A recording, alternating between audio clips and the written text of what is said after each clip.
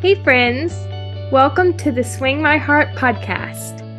Come join me, your host Nicole, for some hope-filled conversations about heartfelt entertainment that makes your heart swing. You can just never know. But then when I found out, I got the news that I actually got the part. Super excited.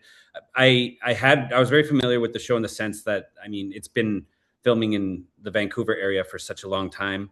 My parents are Hardys, especially my mom. She's watched many seasons, and so I was actually quite excited to share that with them and with my family because it's a role that I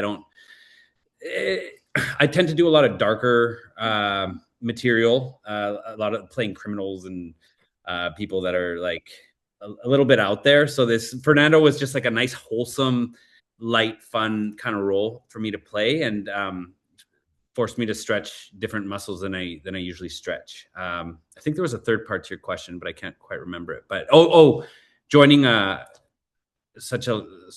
fan base, of course, in the cast. Yeah, I think the closest that I came to experiencing an actual fan base is when I did a show called Riverdale. I did 5 or 6. Yes, I watched that. That's where I know you from. Okay, cool. Yeah. Very different character. Yes. More along the lines of the characters I normally play. And that fan base was also intense. But then when you compare it to the Hardys, because Riverdale was, I can't remember how many seasons they did. Maybe 6 or 7. 7. Okay, so it's kind of like only half of what One Called the Heart has done up till now. And it's so over the years, like that fan base, it's deep and wide. There's a lot of people all over the world, and I didn't realize how intense it was until I joined the show, and now it's like it's incredible. Like I'm not usually too active on social media, but it's kind of forced me to be a little bit more engaged with it because there's just so many people responding and invested, and it's wonderful. So thank you, Hardys, for welcoming me. Of course, yes. And I'm so glad that you're a part of the show, and I hope we continue to see you on the show for more seasons. I hope so too. Yeah, I love your character. It's great. Awesome. Or he's great. Yeah. Thank you. All right. Hi, Juan. So nice to meet you. I'm Donna from Faith, Love, and Friendship Podcast. How are you?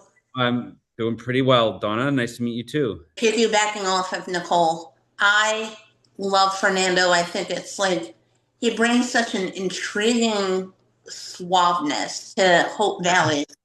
I want to know what were your first thoughts after you got the role of Fernando when you started to read who he was and kind of get to know him better? What were your first thoughts on him? Yeah,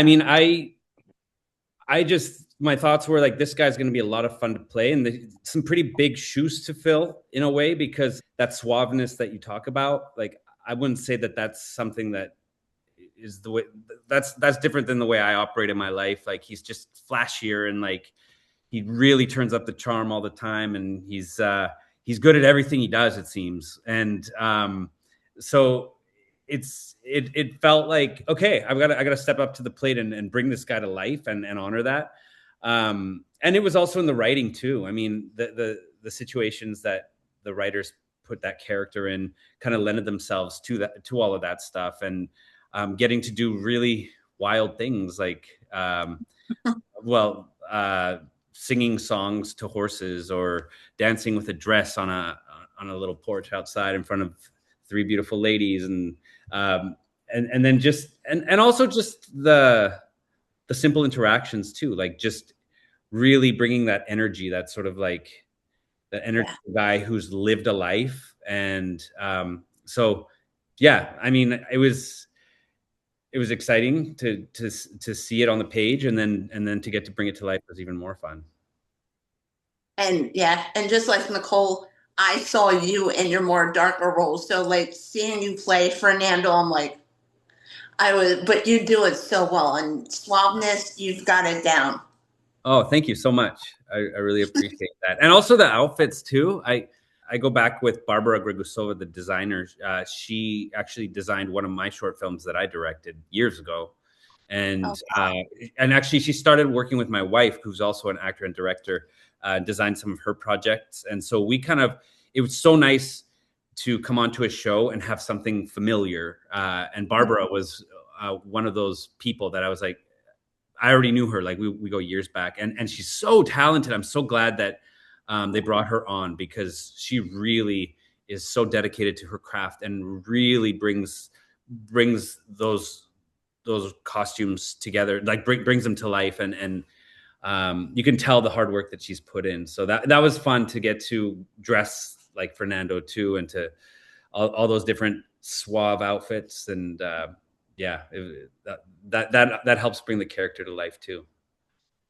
Thank you. Yeah, it makes sense. Thank you. No problem. Hello. Sorry about my tech issues there. Oh, it's all good. It's like they never happened. Thank you. Well, except for I missed Nicole's actual question and I don't want to repeat it. So Nicole, what was your question?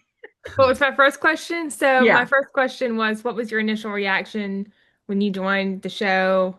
Okay. And then did you know much about the show before stepping into Hope Valley? And what was it like Okay. joining Okay. with such a Okay, loyal good. fan We're base? good then.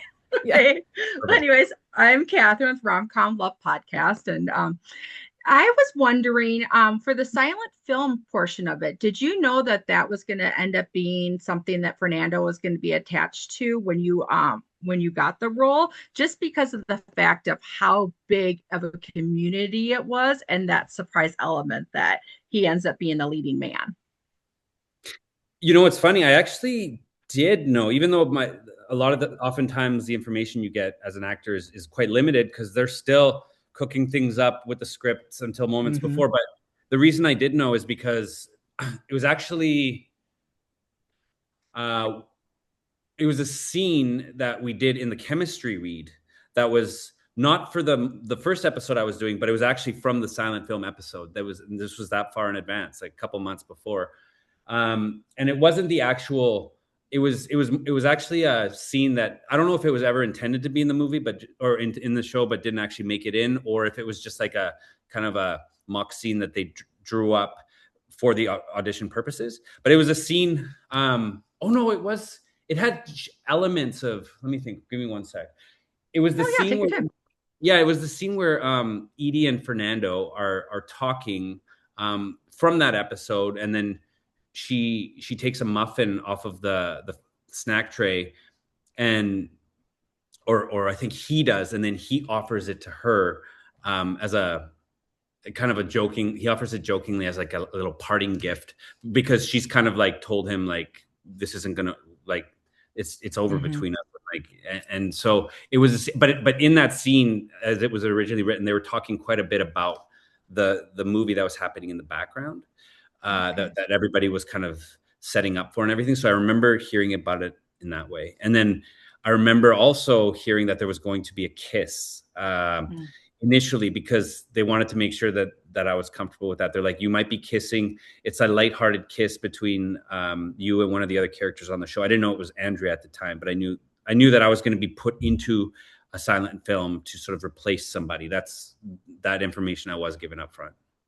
Okay, so it wasn't like you got your script and you're like, oh, I'm really in town. Part of the community. Yeah, exactly.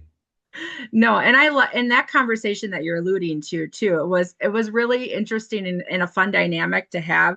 I mean, for as important conversation it is like, why are you really here? You know, this isn't going to happen. To have that on the public street is kind of like a staple in Hope Valley world where you have those conversations. So for Edie and Fernando to have it there was like the perfect location and a good throwback for a lot of other characters too. It was great. And then I love how Opal comes in at the end and sort of like breaks things up. She was hilarious in the episode. Yeah, that comedy aspect of it, like for the crew only. Move on. Yep. That was fun. Yes. So we talked about that familiarity with Barbara working on another project of yours. You and Martin share a Riverdale history where he played Sheriff Tom Keller, and of course you played Dodger Dickinson, a criminal adversary. Even if your characters didn't directly interact much, what's it like now to be in the same small town universe again, but completely different moral ground? And would you like to see Fernando and Henry share some scenes together in the future? Oh, that's great. I mean, Martin's wonderful, and he's so much fun to watch. And you're right. I've actually never met him in person. Okay. Yeah, so even though we've done some arcs on the same show, like you say, the characters never crossed paths, and the people didn't either. So I have yet to meet Martin, but I'm a fan of his, and I think it'd be really cool to find a way to tie his and Fernando's storylines together.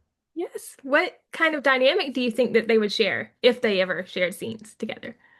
I think they'd be buds.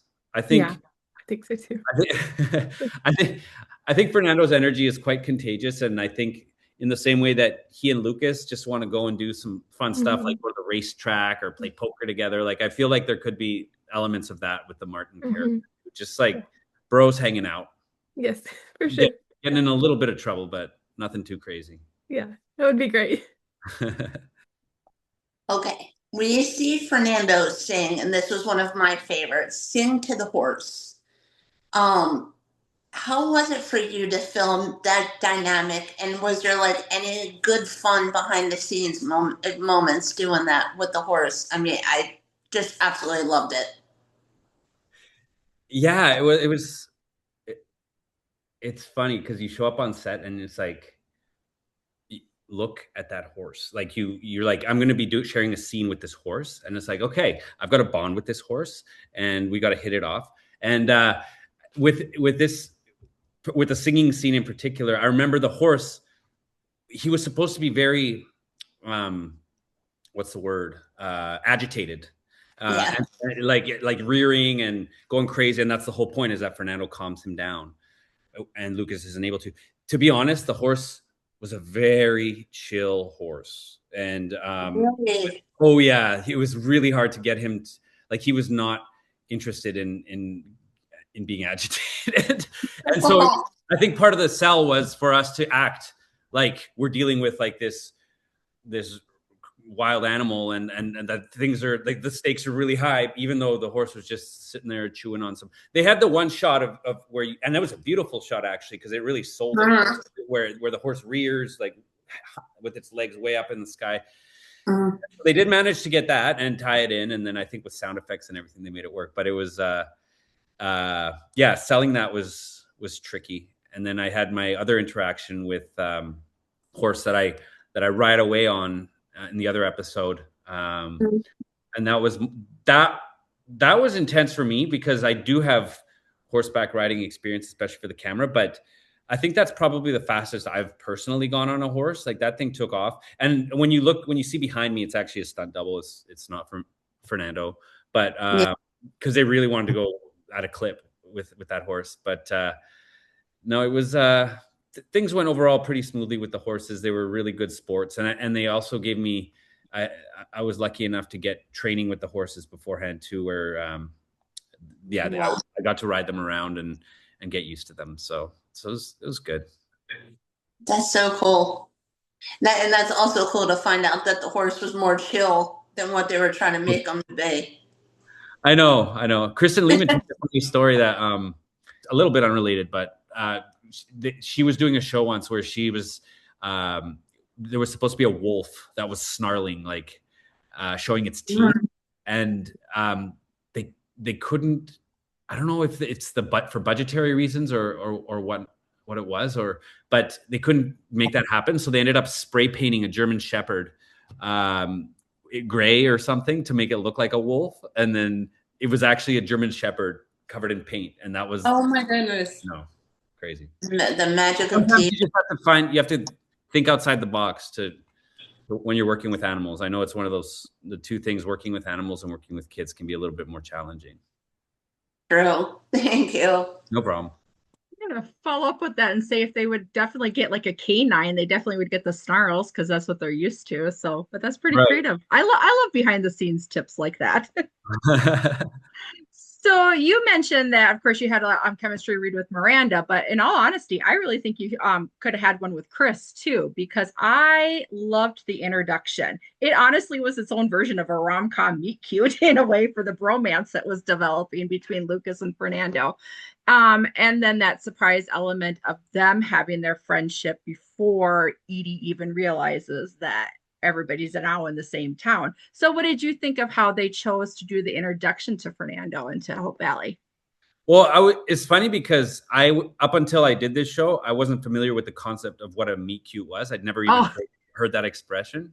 And then when you read it on the page, I'm like, these two characters like collide and Fernando goes flying and lands on his back on the floor. I'm like, that seems a little over the top. Like, does that happen in real life? Like, that's not how you normally meet people. But then once I realized that meet cutes are a thing, I'm like, oh, okay, that makes sense. And then Peter DeLuise, actually the director of that episode, broke it down for me and explained what a meet cute was. And like, so it was fun. And it was fun because it was like a little bit of a stunt. Like, I got to take a hit and sell the fall. And I thought it was a really charming way for the characters to crash into each other's lives. And they hit it off.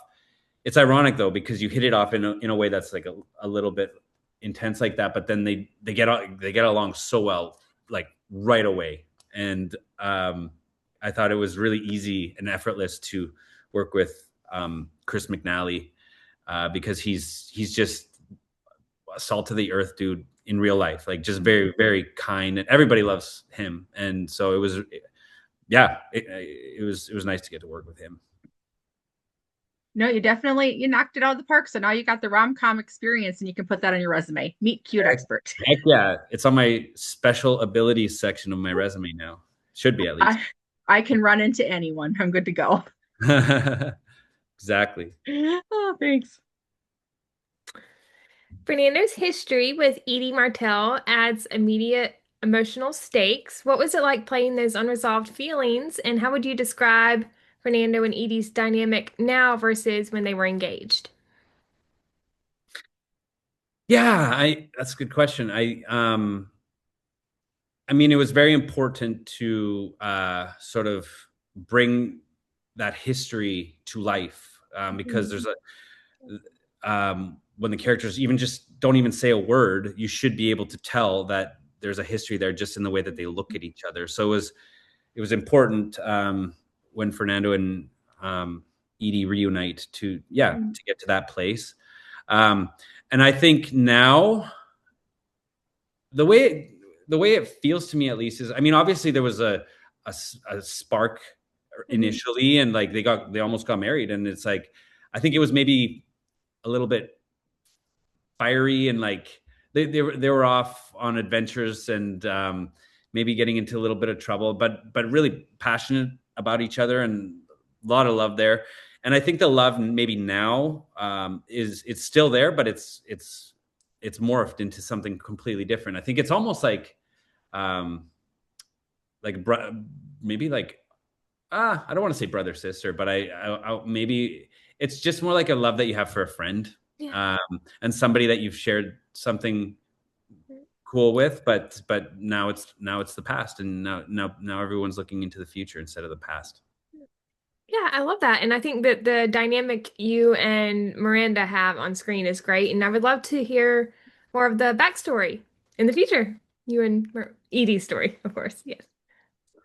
Yeah, I mean, I don't have a lot to shed on that, in the sense that aside, like, it's because it wasn't given much myself. So like I filled in the blanks myself, but it's like, I think it's kind of left for people. I think that's part of the beauty of it is the mystery of it. And it sort of leaves the audience to get to fill in the blanks a little bit too.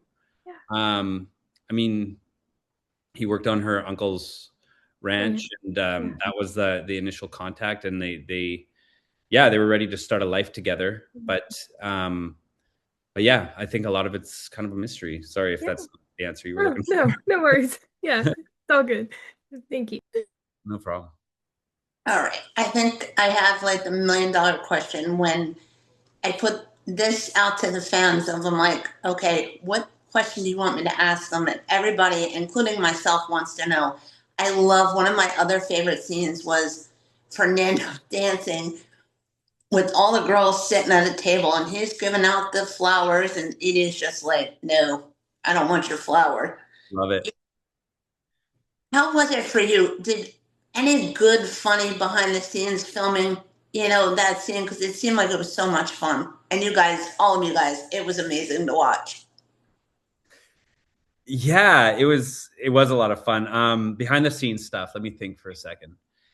So just to give a little background on that scene, so those flowers were not in the script at all, and that was something that occurred to me as I was like 2 or 3 days before we went to camera on that scene. I had this idea that Fernando found the flowers, and that he wanted to give out flowers, and I don't know if it made the cut. I'd have to look back, but you could, before he even gets to the group of ladies, there's other like background performers that as I'm walking up that I'm giving flowers to. So it's like every woman, because he's a bit of like a womanizer in that way. Like he goes around and he gives flowers to all the beautiful ladies that he sees. And so that was fun, and I didn't know if they would be cool with that because it's a little out there, but Chris and Lehman embraced it, and so they let me. And then the art department or the props department gave me all the different flower options, and then those ones stood out to me, so we went with those. As far as the dancing with the dress, that's actually my mother-in-law's dress, because I was staying with my in-laws when I was up there at that time. And I was practicing with that dress, and then I kind of like fell in love with the dress, and I was like, can we just use this in the scene? Because it didn't look like a modern sort of dress. It had almost like a dated quality to it. And so again, I approached Kristen, and she cleared it with production, and they let me use my mother-in-law's dress to dance with. So that was a lot of fun too. Oh, that's so cool. Yeah. And that's cool. They let you have that flexibility with the scene. Yeah. Yeah. And it's funny too, because here's another tidbit, I guess. So in that scene, as it was scripted, I was actually supposed to sing the song that I sing to the horse, the Amapola song. I start singing it again as I'm walking away. So when Andrea's character says, "Does Fernando know that?" And like by that point, I'm like singing the song like almost operatically, and we tried different versions where I was just humming it or whistling it, but then it never ended up getting in there. And for whatever reason, you just never know why they edit things. Hopefully, it wasn't my singing, but yeah. No, you're good. But anyways, it was yeah. That's what the original idea was. Oh, that's awesome. Mm-hmm. Well, I love the teamwork. And that is one of the things that you do hear so much about this set is the collaboration, because, and I think sometimes even with a new character, obviously you dwelled into what has been written for you, but if, as you said, you're creating your own backstory. So even as new, you still know your character probably better than anybody else for what you've created in your own backstory. So that's a perfect fit for it. I actually thought it was a jacket. I'd have to rewatch. I was so intrigued by the flowers and the dancing that I really didn't notice it was a dress. Oh, yeah, no, it's a dress. Yeah. It was just beautifully shot. I just thought it was a beautiful scene itself. So if Fernando sticks around, which we have our fingers crossed, do we, well, number one, who would you like to have more scenes with that you haven't had an opportunity yet in the scenes that we've seen? I will quickly just give a shout out that one of my favorite developments that I would love to see a little bit more play in and hope it happens is Ben's, when he was for Hickam. For that, like trying to just be one of the cool guys. And I was like, Fernando and Hickam need a friendship. I don't care how it happens. As soon as you asked me, like, who would you like to have more scenes with? He was the first one that came to mind. And because I feel like there's a couple instances where you get that comedy of him trying to like impress Fernando and speak Spanish and all that stuff. But yeah, I think I kind of felt bad when I was doing the scenes. I'm like, ooh, am I being a jerk by ignoring him the way that I am? But it's not that I was so much ignoring him as I was engaging with Lucas, is the way that I look at it. And I think getting to explore that dynamic, I think would be hilarious, actually. I think maybe seeing Fernando sort of, like engage with Hickam more, and I think those two can get along really well too. Yeah, well, I'm assuming that if he's sticking in town, he's living at the hotel saloon, so they're going to be running into each other. So we'll see what happens. You just never know. Yeah. They'll have their own meet cute next year. Yes, exactly. So, episode 8's silent film storyline was such a shift from what Hardies normally see on When Calls the Heart. How different was performing in a silent film compared to the show's usual style? And did you draw inspiration from classic silent film stars from way back in the 90s? You know what's funny? I was thinking about it, I'm like, I should have probably watched more leading up to it, but I kind of just went in with the essence, the idea of the essence of it. Because I mean, I've seen them here and there, like little snippets, and I don't know if I probably should sit down and just watch a silent film from beginning to end. But no, it's definitely an adjustment in your acting. Everything becomes so vaudevillian and melodramatic, and like every little expression is like just turn it up to 10. And I think so it was cool. And there's something about the footage itself that almost like it almost doesn't even matter what you do. Like it puts you in that world and really, really sells it. And so, yeah, I just remember like with Andrea, that was the first day that we ever met, I believe, was the day that we had to do that scene. And so we just really embraced it and had a lot of fun with it. And it was also fun to have the entire town essentially standing there watching us. And feeling the support of that was really cool too. Yeah. Well, you did a great job in the silent film storyline, and Faith did as well, of course. And I love the dynamic between the two of you. And it was so fun to get to wear the Mountie outfit. Uniform. Yes, that's great. Yeah. Yeah.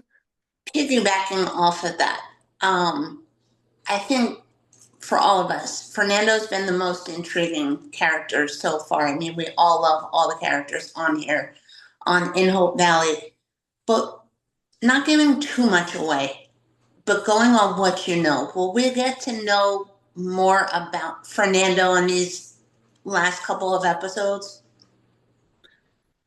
You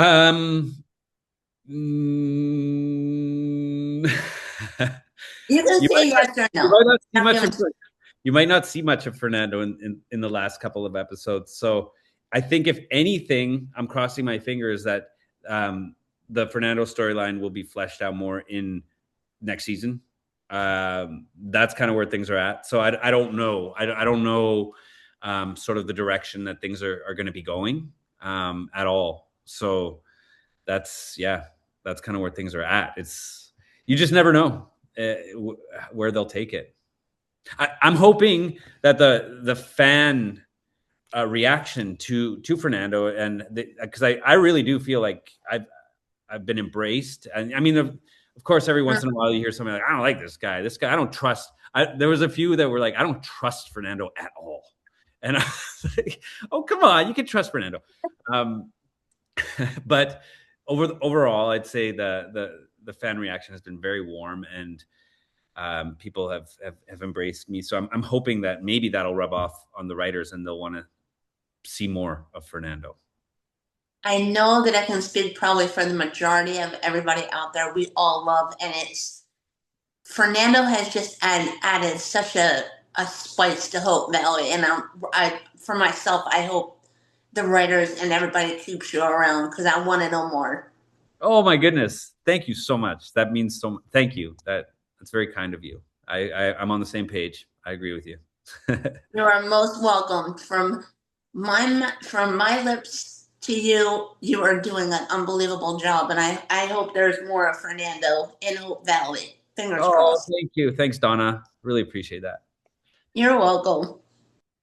So, well, I will say, there was a lot of things when Lucas came into town too, where I didn't trust that guy. You heard that, so you're in good company with that for Fernando. And I actually have a lot of friends who are like, "Oh, Edie has a type." Well, I'm like, no. Well, they're all good guys. They just all have really cool, backstories. And so, but I was curious what have you seen in the fandom after the silent film kiss and the reaction of, people are already shipping Fernando and Faith, and we talked with Andrea last week, and we're like, it's time for Faith to have a love interest again. So let's keep going. So what have you been seeing in the fandom? Yeah, just a lot of excitement about, I think people were already kind of predicting something. Somebody had mentioned Faith before that that episode actually aired. So because Faith is one of the few single women in Hope Valley, right? And I think people are really wanting to see her in a relationship. And so Fernando just kind of made sense. And so I remember Andrea, the first day I met her, she's like, the fans are going to go nuts after this silent film and the kiss and everything. Like, there's going to be some theories swirling, and but we're a little bit in the dark with it. Mm-hmm. Both of us are, in the sense that it just sort of depends on the writers and the direction that they want to take things. But I think it would be a really nice fit personally. I mean, she's so lovely, and it was a lot of fun doing at least that one scene together. So hopefully there will be more. Did you hear that one of the stories she shared with us was that Amanda was playing the enthusiasm a little too much for being a married woman? Oh, really? Yeah. So at one point they're like, you want to maybe scale that one back. And so you had it behind the scenes too. Do you mean that Andrea? Yeah, no, Amanda playing, and I always say May, and I always say it wrong because I have a friend named Mai. So my problem is sometimes I quickly screw them up in my head. So Andrea had shared that Amanda originally in a few of the clips was playing it like too more excited than she should have been for being a married woman when Fernando was stepping up to them. So I was gonna say you had the ladies behind the scenes too. Yes, exactly. That's fun. Yeah, I love those little tidbits, and you could tell how excited Andrea was with everything too, because and I think, and that is kind of funny. She's the first one to say, yeah, I think Faith's the only single one at the moment. So, and then of course they played it really well by really that's chemistry and all of that. So you definitely have, the foundation for more by even the audience in the street watching. I love this. Yeah, no, that was a lot of fun. If Fernando stayed in Hope Valley 5 years from now, what do you imagine his life would look like? Ooh. I could go in so many different directions with this, but let me think. I think he would have charmed the pants off of every single person. He wouldn't have any enemies. But I also feel like he probably, 5 years is a good chunk of time. Maybe he will have settled down a bit and embraced the less adventurous life and more of the just the comforts of life a little bit. I think he's always going to be a bit of a Renaissance man, but maybe he has a kid, and maybe he takes real pride in his construction work and the fact that he's rebuilding a town, and maybe that has an impact on him. I don't want to predict if he has a kid, who he's with or anything, because who knows?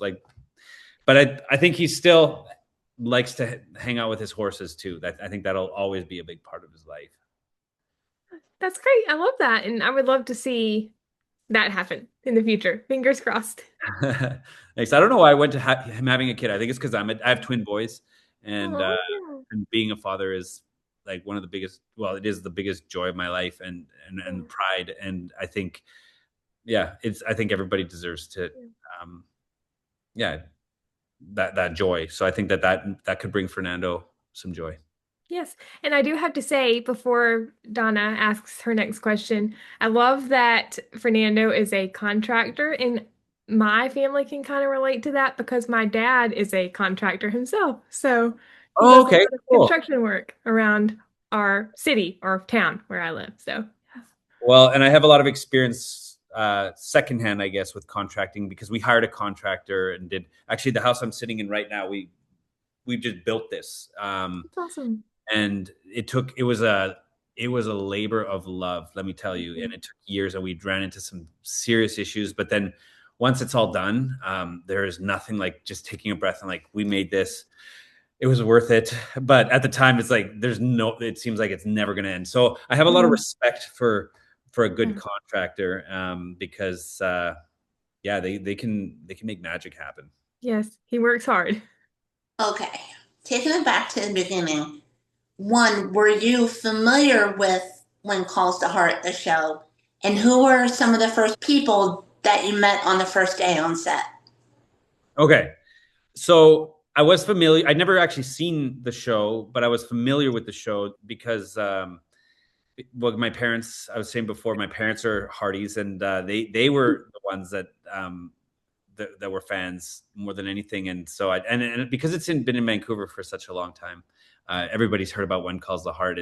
It's brought so much work to our town, and even through like difficult times like COVID and all that stuff, like they were finding ways to keep going.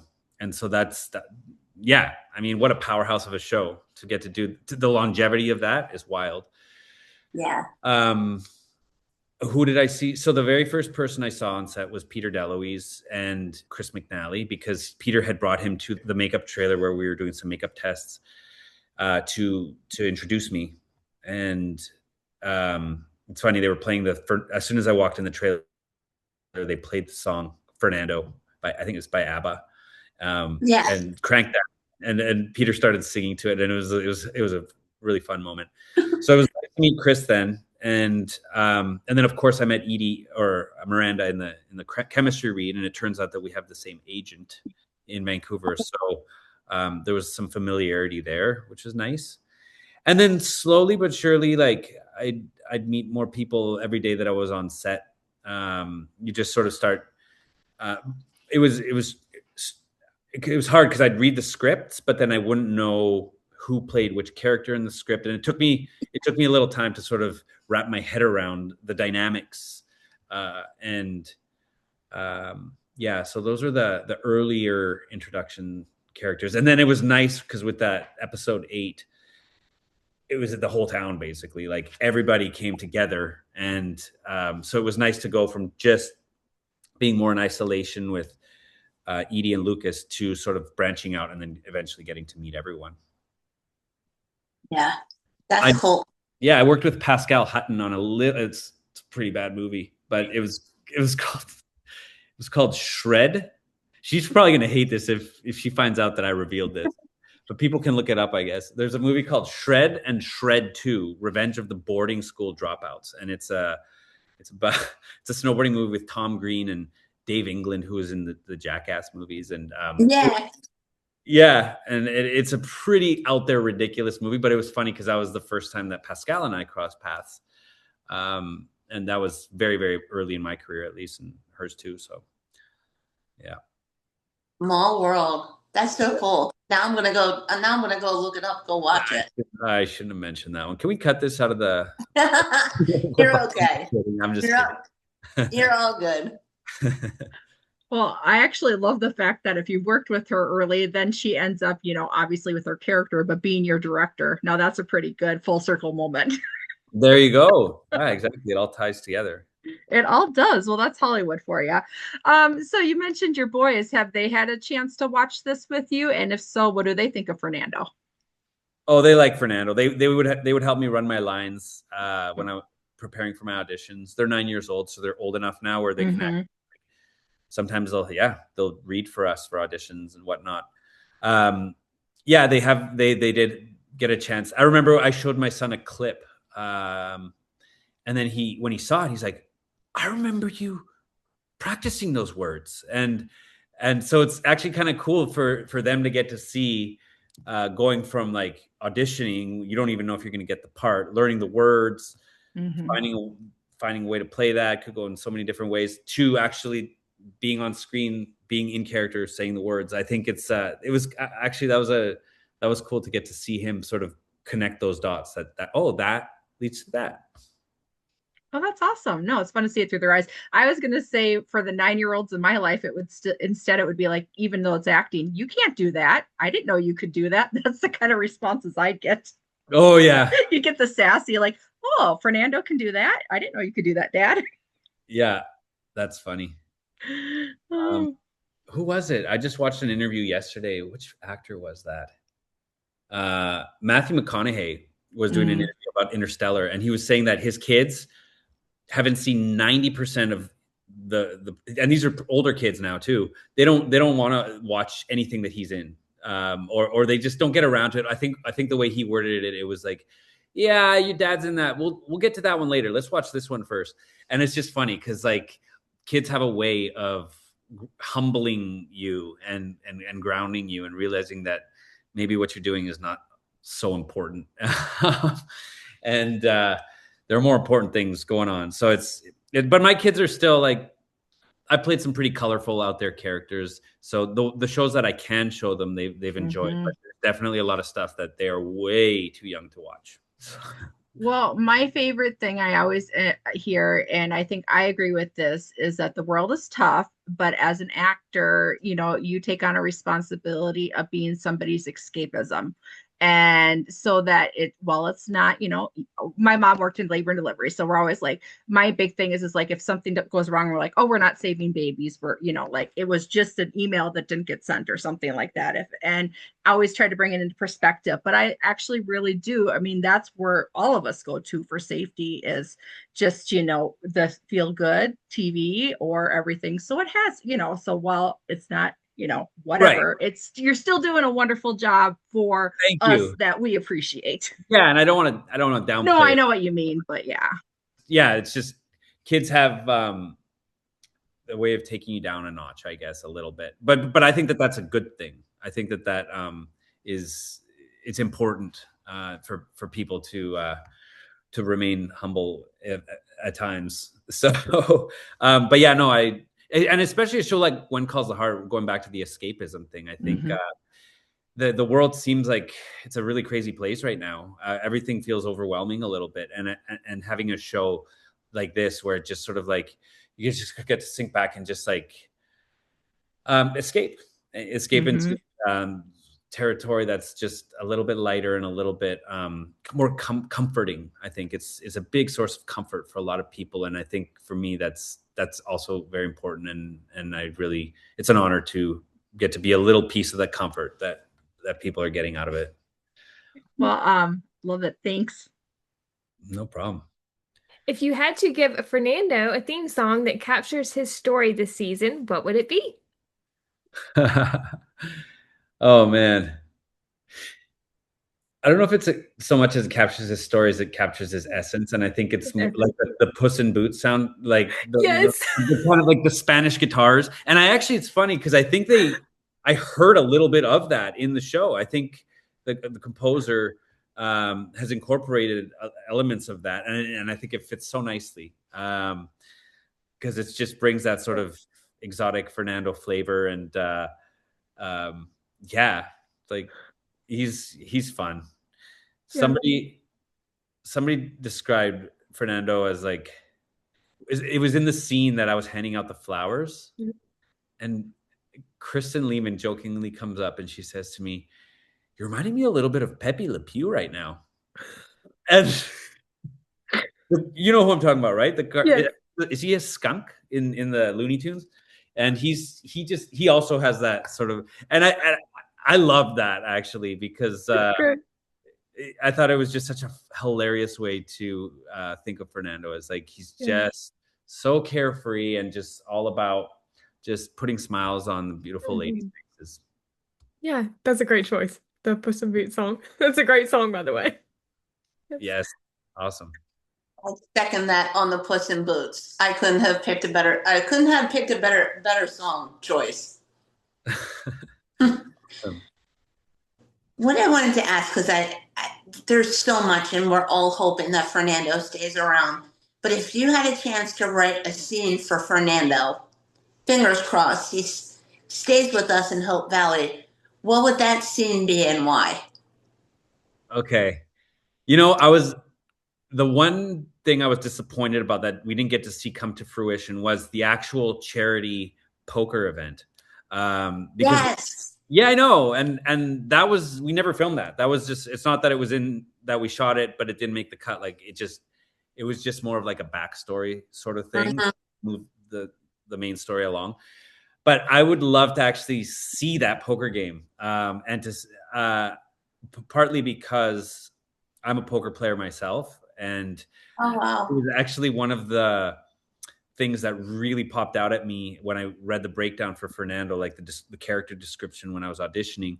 It says that he's a poker player. And I was like, wow, like I've been playing poker for 15, 20 years, like a long time. And I play tournament poker, and it was so cool to get to play a character that did that. But then in the end, you don't get to actually see him doing it. So hopefully there will be a scene between well, that's a scene that I would write is something to do with him playing poker. And ideally, I think it was Lucas who won the tournament. Wait, who won the tournament? Did he win, or did Fernando win? Now I can't remember. One of them, they both did really well in the poker tournament. So we'll leave it at that. So I'd like to see that final table showdown. Me too. There's so much to.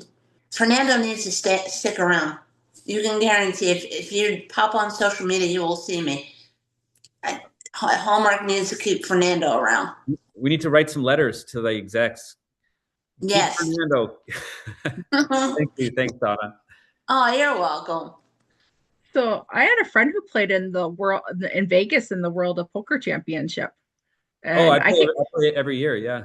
Yeah. Well, and I think it was actually, I think for her, I'm trying to remember, because she wasn't a poker player till all of a sudden she was going to one event that was a giveaway that they were doing was a seat, and she surprisingly won that. And so off to Vegas she was going. That's amazing. Well, you know what? Beginner's luck, there's something to it. There actually is something to beginner's luck. And I find it really difficult to play people who don't know the game very well. Mm-hmm. They're very unpredictable. And I feel like it's, yeah, so that's good for her. That's exciting. I look forward to the World Series of Poker every year. Yeah, I used to watch that with my dad. We don't, I actually kind of forget about that stuff when you don't have cable anymore. And so you're doing everything on streaming. So then you forget what's all out there on all the other channels. When we were talking a little bit about kind of like doing a background story and stuff for your character, somebody had asked me for episode 8.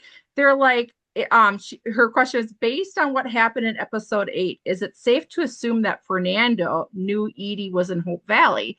And then I went back and I rewatched the scene, which was the craft table. And Fernando's talking about faith or kismet, and like I can think of what the word would be right now, and chance. So that my understanding was he didn't know Edie was in Hope Valley, and it was just by chance. So was anybody else remembering the story a little bit different? So I was just curious on that aspect. So it's long roundabout is, what would your backstory be about? Do you think he would have wanted to come where Edie was? Because he's obviously talking about it being maybe another chance, or we see the element of surprise, but they get to have a few conversations, but really we've only had in 2 or 3 episodes, like 2 or 3 conversations between Edie and Fernando, and they obviously have quite a history. So I guess my question is, what would you really incorporate for their whole back history? Yeah, I mean, I think, I guess it could be in some ways seen in different ways. Mm-hmm. But the way that I kind of see it now is that, and when we were doing it too, is that maybe Fernando had an idea that she might be there, but that wasn't his main reason for coming to Hope Valley. I don't think it was some kind of like, I don't think he had an agenda or anything like that in that way. I think he came because he's a contractor and he was hired to do the work. And then it just so happens that Edie's there. But no, I don't think it was like a situation where he was kind of like seeking her out or anything like that. I think Fernando is very respectful of Edie too. And I think maybe he needed, maybe it almost feels like when they parted ways, they didn't quite have closure. That's it. Yeah. And I feel like maybe subconsciously, if he did go there because Edie was there, which maybe it was for that closure. And that's what he needed more than anything, rather than trying to open something up with her again.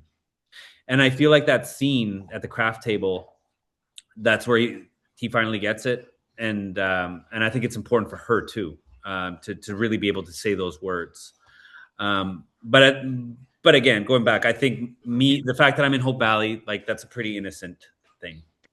I agree with you on that. And I think that's also why when they wrote it, they also chose to have him meet Lucas first, Lucas aside from Edie, because then, like I'm anxious to see for the next few episodes with Fernando, if there is another opportunity for him to now come back. We've seen Lucas watch Fernando and Edie, but we haven't seen the three of them be able to be together now that conversations have been had all around. Like that's the next chapter that I know as a viewer I would be excited to see.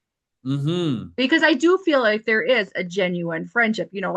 Like at one point the boys had talked about going to an automobile show, and race and things like that. So I think that's definitely something more that we could dive into in the stories. Yeah, for sure. And I think, yeah, Lucas and Fernando's bond, it was quite strong quite quickly. And I feel like it was enough to the point where they can still be friends despite having the little hiccup that happened. And it is definitely something that I would love to explore more. Well, it is Hope Valley after all too. So yes. Exactly. Nope. I agree with you. I think we're on the same page with that one. Cool.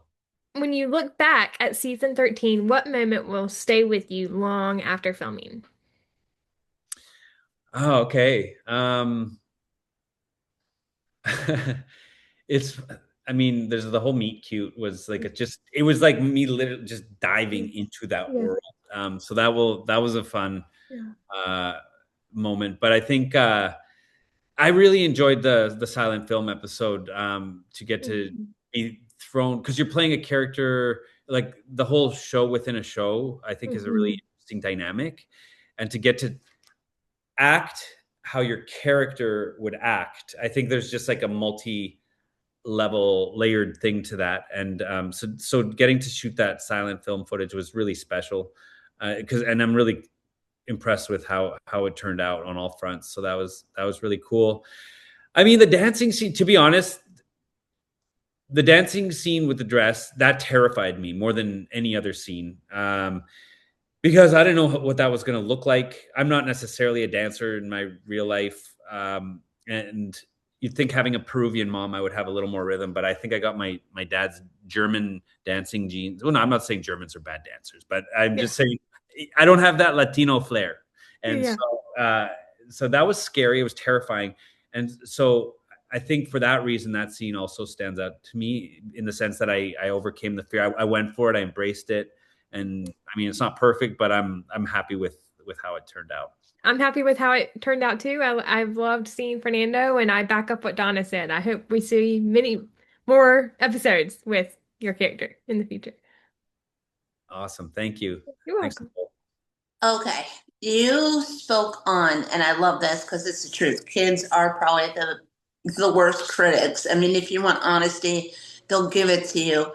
So for your two kids, do they find you being like, oh my God, the cool dad that they can say that they know my dad's on TV? No, I think because it's always been a part of their lives. They always see us auditioning for characters, and every once in a while there'll be something on that one of us is in. My wife's also an actor, and so our kids are kind of surrounded by it. So I think it never had that sort of shiny draw for them. I think it was always just like a thing that the parents do. I think at one point they realized, like somebody recognized my wife on the street. I think they came up to her and they're like, "Hey, are you Agam from this show. I can't remember what it was. And I think that moment kind of clicked, like, oh, the other complete strangers have seen you before. That's kind of a strange idea.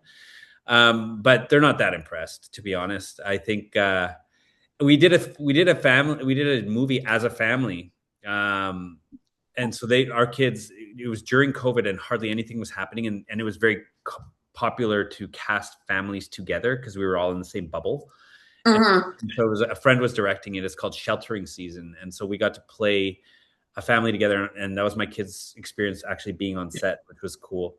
But again, they're not too impressed. They've got little league games to get to. Okay. This stuff is way lower on the totem pole. Yeah. 9-year-old brains. Exactly. Juan, you're awesome. Thank you. All right, Hearties. I think that concludes the interview with Juan Riedinger. If you enjoyed this episode and are watching on YouTube, you can like this video and share what your favorite moment with Fernando has been in the comments. If you are listening on Spotify, make sure to rate and review, as your feedback is always greatly appreciated. If you want to stay up to date on all of my episodes, you can subscribe to this channel on YouTube and follow along on Spotify, and make sure to hit the bell so you are alerted when those new episodes are posted. You can also find the podcast on Facebook, Instagram, and Threads at Swing My Heart Podcast, and Twitter at Swing My Heart Pod. Thank you so much for listening.